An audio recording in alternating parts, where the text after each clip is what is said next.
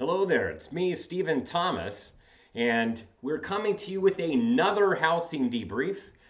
I'm with Reports on Housing, your local real estate snapshot. I have been diving into the numbers for various counties for over 20 years now, and have actually been doing real estate analytics, been tied to real estate since 1991.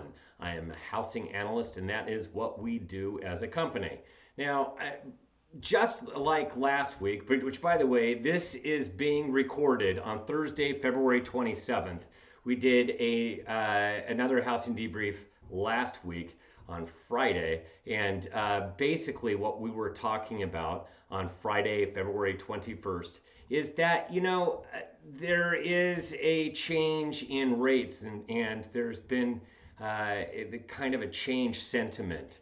And a lot of this has to do with some of the job layoffs from Doge and with federal workers across the United States, but that's not entirely it. We can't continuously have all positive numbers. As a matter of fact, it was projected that the Federal Reserve at the very beginning of this year was going to do 2 rate cuts. That was actually as of December. Things quickly changed as we started getting some more economic numbers, and then a lot of people were saying the Federal Reserve is not going to change and not going to cut the federal funds rate at all. And they were kind of backing it up with some of their language that there's wait and see type of attitude. And then there was even further numbers that made that sentiment continue. Some people were talking about even raising the federal funds rate. And these are just different economic points. And just like last year, we got positive and we got negative points, but they happen at various times. It's just the last couple of years, many of the positive economic numbers came at the beginning of the year, and the negative came more towards the middle to the latter half of the year.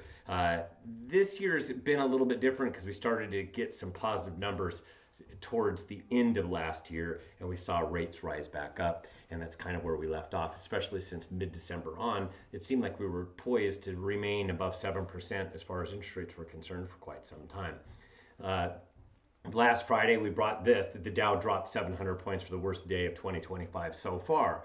And it's been actually day after day of negative or downward Wall Street numbers almost this entire week. And a lot of this started with the University of Michigan consumer sentiment. So we're not really big into these sentiment indexes, but there was a noticeable drop downward. And that is something that we're going to kind of listen to, because now the consumer is saying loud and clear that, you know what, there's some negativism as far as they are concerned. And you can actually see this drop in where it says the last 12 months on the left-hand side of that chart, lower left-hand side. There's quite a large drop for the month for where we are right now in February. So the consumer sentiment dropped quite a bit from month to month. And it was a big, gigantic drop. And then you also had the sentiment on inflation expectations, and that jumped up. You could see the jump where it said 4.3%, but in the upper right says since 2020. You could see what a movement that is, that it really did jump a lot higher, that all of a sudden everybody's starting to think, uh-oh, it looks like we're going to get some inflation based upon a lot of things that people are hearing, that tariffs cause inflation, everything's going to get the price of goods is going to go up as a result of that. And that's where it's starting to show in the numbers what the consumers think is going to happen. Doesn't mean that's necessarily what's going to happen. This is what consumer sentiment is based upon surveys that are done.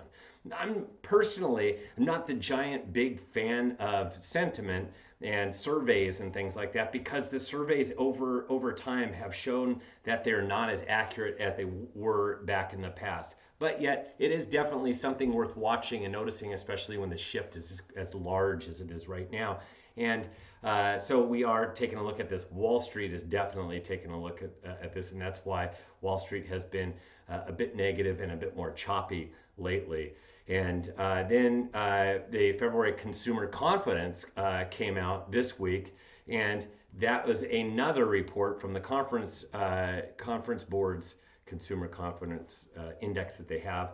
That too came out, and it too had a drop. It wasn't as significant as the drop last week, but you could see The last 12 months, it dropped down to a level that we hadn't seen. I think it was in 9 months, or 8 months, something like that.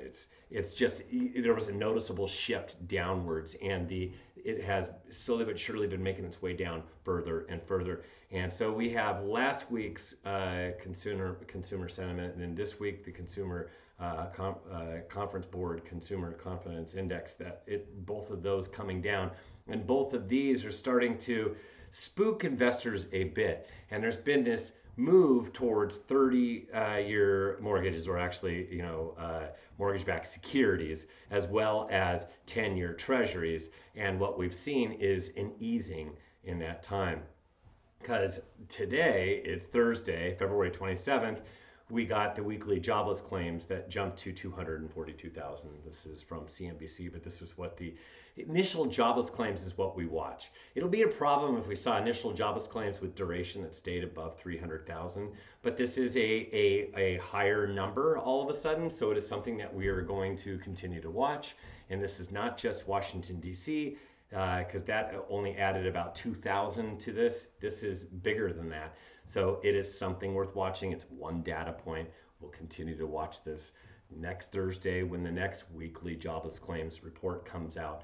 So this could be just a one-off and then it comes back down. But it's like another one of those things. It's wait and see. So you can see this initial unemployment claim. If you look at it, yes, it was a spike. This is courtesy of CNBC. And so as a result, we've seen a deterioration. You can see that slope down. We're right now at 6.79%. Actually, interest rates rose by 0.01 today, so basically flat. And you could see where we were last week at 7, and then it came down all the way to where we are at 6.79, so making our way towards 6.75%. So that's a pretty significant drop, and it was in a very fast period of time that we hadn't seen this kind of a drop that fast in a bit of time. So that is showing that there is this flood to 10-year treasuries as well as mortgage-backed securities that's causing these rates to go down. When there's negative sentiment, people don't like to play in stocks. When there's negative sentiment, instead, they want to play in the long-term stuff, 10-year treasuries and mortgage-backed securities. So when you see the economy looking like it's going to cool, or people thinking it's going to cool, you'll see it come down. But those were the data points this week. And you can actually see where we are right now. The last time we were here was December 10th. And that was prior to the Fed talking about how they're only going to do 2 rate cuts for the year. They did that in the following week after December 10th. And then it was stuck above 7% ever since then. Until last week. And now we've made our way down below 7%, and we're kind of there. It's been a little bit, not a long time, only been a week, but if we remain below 7%, this is going to be a noticeable change to our marketplace. And that noticeable change in our marketplace, everybody will feel. Because here's what's going on. When we're in the 6s, the market feels, and you have to be there for a while, you'll start to see it in demand numbers, the number of properties that are under contract pending sales. And you could actually see where from in the middle here on the left is 7%. And that's where we were stuck during the spring and summer markets. And this actually goes back a year, and you can see where it was a year ago. Rates were higher last year than they were right now. They were at 7% and above, and they pretty much remained there. There's a couple times where they went down a little bit, but in April they remained there all the way until we got to the middle of July. And then they started to fall. But then after that, it's pretty much bleeding into the fall and almost to the holiday market. And that is a slower time of the year, so that didn't match up with the spring and summer markets, the busiest time of the year for housing. Right now, it's poised where it's going down below 6%, and this is uncharacteristic over the last couple of years. We haven't had falling rates at the beginning of the year.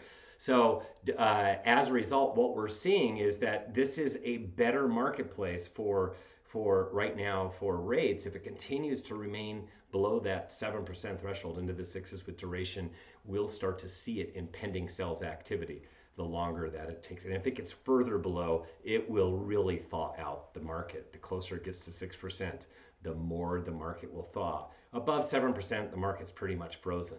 but when it gets into the sixes, it starts to thaw a bit, but it has to remain there for a while. But which brings us to this week's topic, a shift towards seller competition.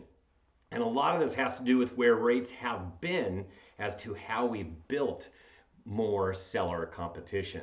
And you can actually see this across the United States. I'm showing you where inventory levels are right now, and this is according to National Association of Realtors. Going back in time, this series goes way back to 1982, but I'm just bringing the last few years as well as the 3-year average prior to the pandemic, because across the United States, it has not made its way, inventory levels, to where we were prior to the pandemic. But it's making its way there, because you could see that blue line is 2023, that purple line was 2024, and this red dot is January of 2025, and this will become a line as we get February's numbers later on next month. So we will connect these dots, but what it's showing is that we have an elevated number of homes available. In January, we had 1,180,000 homes across the United States. That's up 4%, or up 40,000 homes from December.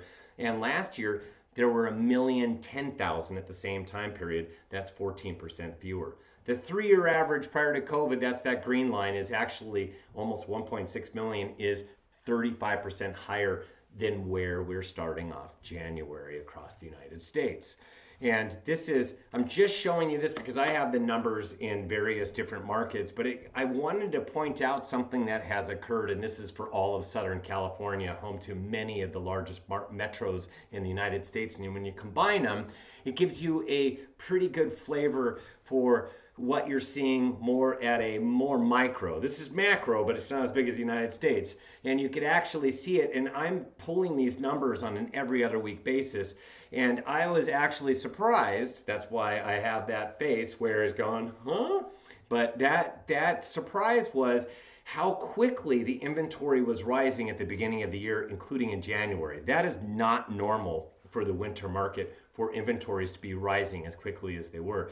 Now, to set the record straight, what also happens in January is demand rises pretty fast too. And so what happens is the market actually continues to get hot as January unfolds. But this year, it didn't get hot until the second half of January. First half January, actually the number of homes coming on the market was exceeding the pending sales that were going under contract, and we actually got a slowing for the first couple of weeks, which is not normal. But then after that, demand started to outpace the number of homes that are on the market. But this is where it starts to slow right now, because inventory is still going up and demand is not changing much on a month, every other week basis. So it's kind of flat as far as market times are concerned. And it's a bit slower as well. But my surprise was this. I was wondering, why in the world did we have inventories rising as quickly as they did? Now, because I saw pending sales activity and I take snapshots of pending sales activity. I take the last 30 days and I compare them year over year. And all of a sudden, demand was pretty typically, it was very similar to last year's levels. If it wasn't last year, it might have been, in some markets, it's a little bit more than last year, but it definitely was very similar to 2023. So 2023 and 2024, they were duking it out as to where demand was, but it was very similar all year long. And now 2025, very similar to either 2023 or 2024. It's just right in there, and they're very low compared to where it was during the pandemic years of 2020, 2021, and the first few months of 2022, and then also pre-pandemic, prior to the pandemic, 2017, 18, and 19 averages. So this elevation in inventory was a bit of a surprise. I was wondering where it was coming from. If you had the same amount of demand, yet inventories are going up, that means more sellers are coming on the market. And that is, you could see this also in the Bay Area. It was coming up at a very, very fast pace at the beginning of the year so far. And you could see it. This is Maricopa. This is Phoenix, also going up. We haven't seen it like this. So there you go. You're seeing all these markets where it's the same. We're seeing too many homes come on the market, or a lot of homes come on the market. And the only reason that is happening, that inventories are rising, is because we have low demand and we're having more homes come on the market. Kind of figured it out while I was driving. I said I need to do a little snap of where the number of homes coming in the market. It's something that we follow all the time. And it's a trend that we call hunkering down. Some people call it locked in. But it's not locked in if over time it eases. That means that after time goes by, people are going, hey, you know what? I'm tired of waiting. Because if you see this, everybody across the United States, 40% of everybody across the United States owns their home free and clear. The other 60% have mortgages.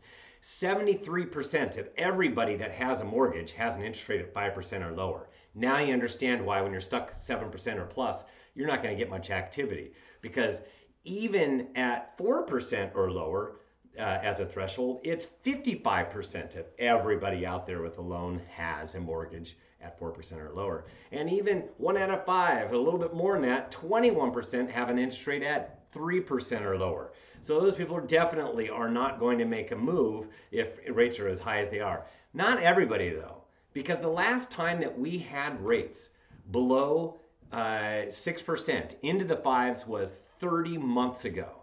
And that was a long time ago. It was the start of August, and we're about to hit the start of March. So it'll be 31 months ago. It's getting further and further in the rearview mirror. And people are tired of waiting. If there's this couple that has talked about, you know what, we're going to make a move, but we're going to make a move as soon as rates are in the fives. Well, if you've been waiting 31 months for rates to go into the fives and they're still not anywhere close to getting there, and it's been such a long wait, there's a lot of pillow talk that is taking place, and that pillow talk goes a lot like this. Honey, you said that we can move once rates get into the fives, and that's never going to happen, and we need to move. And so we're starting to see more and more people come on the market. And I actually take polls within my various meetings. And these are people that are tied to the real estate industry typically. How many people have an interest rate at 3% or lower? And then I ask them, out of those people that just placed their hand in the air, who is planning on moving within the next few years? And I will tell you, I used to get lots of laughs. I still get some laughs, but and now I'm getting people that are raising their hands saying, I really want to sell. And it's more and more people are raising their hands, and they have rates at 3% or lower. Definitely in the fours, you're going to get even more hands. And if I did that poll for anybody that has an interest rate at between 4 and 5, it's going to be even more hands. And that's going to, that's why we're seeing more and more homes come on the market, because people are just tired of waiting. And you can see it here. And, this is, I'll zoom it in a little bit. This isn't the best chart, but I love Resi Club. Lance does a great job. You can follow him on X. And is the lock-in effect easing? And the answer is yes, it is. You can see the number of homes coming on the market in 2025.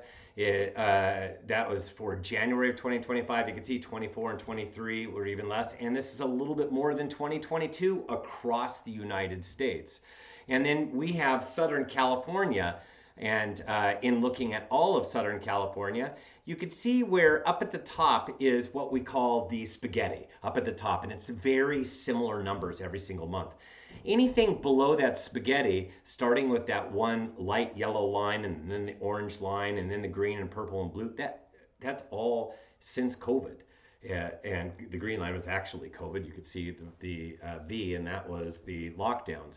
And there were very few homes that came on the market in the blue line, which is 2023. The purple line, 2024, there were 17% more signs in Southern California. That was an extra 28,000 for sale signs. And you can see the red dot is this year. Purple was last year, blue was the year prior, and that red dot is right at 2021, a little bit higher than 2022, just like the rest of the United States. And so we've dialed this down because we have this data like backwards and forwards for the Southern California National Association of Realtors. We rely on other sources, but this is our own data that we scrub so that you can understand that in Southern California, the new listings on a monthly basis, that in 2023, there were 38% fewer homes that came on the market. Each one of those bars down is how off it was compared to that same month, 3-year average prior to the pandemic, 2017, 18, and 19. A lot of people like to compare it to just 2019, but 2019 was a little bit more. I like to take an average of the 3 years. It's a little bit less than if you look at 2019. And you could see that there were 102,000 homes that were missing in 2023. In 2024, it's now down to 74,000. Well, in 2025, January, and each of those red arrows is January 23, 24, and then 25 on the right. It's only off by 13%, only missing 2,800 for sale signs across Southern California. Not a whole heck of a lot of missing for sale signs. These extra signs are accumulating, and that's why we're seeing these jumps in the inventory. And you can see it in the other markets. Bay Area, now they didn't have as many missing homes, but you could still see the line, the white line shows you the direction that things are going, just as the direction of Southern California is definitely fewer and fewer as time progresses.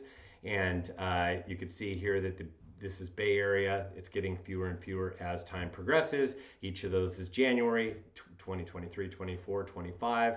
So it's not as many missing for sale signs for January of 2025. Same thing with this is Clark County, which is Vegas, and it too, you can see it's moving towards, you can't even see January. See January, it is like right on the 3-year average prior to COVID. They're placing the same numbers where they were prior to the pandemic. That's amazing, and we'll see if that trend continues, but that's what January shows for right now.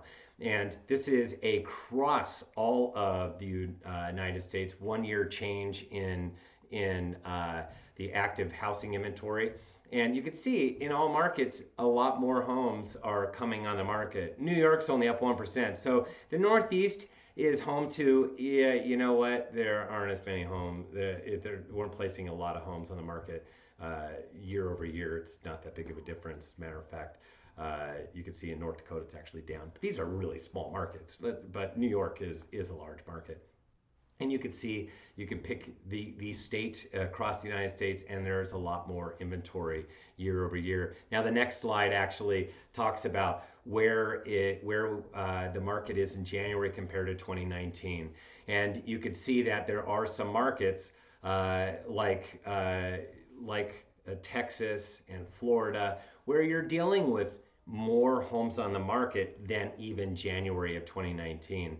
And like I said, I don't like looking at January 2019. I like looking at the average of 2017, 18, and 19, and there would be a lot more positive numbers, and these numbers wouldn't be as negative because 2017, 18 had lower inventory levels than the start of 2019. That was where we had 5% interest rates in December of 2018, or actually it's November of 2018, so we had elevated supply going into 2019. And I'm going to show you, this is the United States total housing inventory. Once again, this is just a reminder. There are more homes on the market than last year. That's where we're starting off the year. And that was January and February is the same thing. And this is showing you what pending sales index, which came out today on February 27th, it was a little bit lower than even last year and the year before. So the pending sales is very similar, but just a little bit less. And it's matched up against more inventory, so the market as a result feels a little bit more sluggish. So the amount of supply, and a lot of people like to put it in months, I like to put it in days so it puts it in a better perspective. Because in January, it was at 105 days versus last year at this time, it was 90 days. That green line is the average prior to COVID. That's 108 days. So it's very similar to the feeling of where we were prior to the pandemic for the first time in January since the pandemic. So this feels a lot like it was prior to the pandemic is where we're at today. And it was hotter last year, and it was hotter the year before. And you can even see here in 2022 when rates were just starting to go up that it was insanely hot at the beginning of the year, and values were still going up at a very, very fast pace because it was in the 40s for across the United States. Now, I'm a nut. I love following this stuff. My junk food is data. And I'm telling you right now that we don't have enough. Now, we have these data points that show that this is where things are going right now. Now, if interest rates were to continue to go down, what would ultimately happen, I'm here to tell you, is that we will have inventory levels having a harder time raising. As a matter of fact, you could see some inventories starting to fall if rates make their way below 6.5%, which is not far from where we are today. And when I'm saying rates are about 6.79%, when I'm quoting that, we're actually we're quoting something that is with no points across the United States. and that is Mortgage News Daily. Now, most people pay points, but because they want to be even lower. So, when people are out there looking for the first time and they're trying to find what their rates would be and how much their payments are going to be, it's that initial rate that is the shock value. So that's why we look at that initial rate over time. And Mortgage News Daily does a great job of that. So, but if rates rise back up to 7%, it'll be more of what we've already seen. We'll see that demand levels will be very similar to the last couple of years, and then inventory levels will continue to rise. We did see demand levels rise by a pretty good clip starting in September. And the reason for that year over year was because we had interest rates that were year over year way better. They were at 6%. They were at the lowest level since February of 2023. And as a result, we saw pending sales activity increase. And it remained elevated throughout the remainder of the year, but then we had these 7% plus interest rates that were just stuck there. And now we're at the same spot that we were last year, where it's year over year pending sales activity is very, very similar. But right now we're dipping again below 7% into the sixes. So what we're seeing is we could see pending sales activity increase and demand levels increase. So we will be watching this closely, because where rates go is depending upon how hot the market is. There are more homes coming on the market, period. So they will be better absorbed if we have rates closer to 6%. They won't be absorbed and they'll be absorbed at the same rate that they were the last couple of years if they were at 7% or higher. And we will continue to build on this inventory, and it will get more and more sluggish. So it's like wait and see as to the way the market is going to develop from here. Not any crashes, nothing like that. That's not what we're talking about. We're just talking about slowdowns. And I'm Stephen Thomas with Reports on Housing. This is where you go to get more information. Go to reportsonhousing.com. You can subscribe to one of our many reports across all of SoCal, as well as the Bay Area, Phoenix, and Las Vegas. And we have reports for each of those markets. And the latest one that came out is called More Seller Competition, going into the nitty gritty of each of these markets. And you can utilize a coupon, sellers, for a free month. So I just want to thank you for tuning in to yet another housing debrief. I appreciate you tuning in. We will see what happens and how this market develops. Have a fantastic finish to your week, and we will see you on the other side.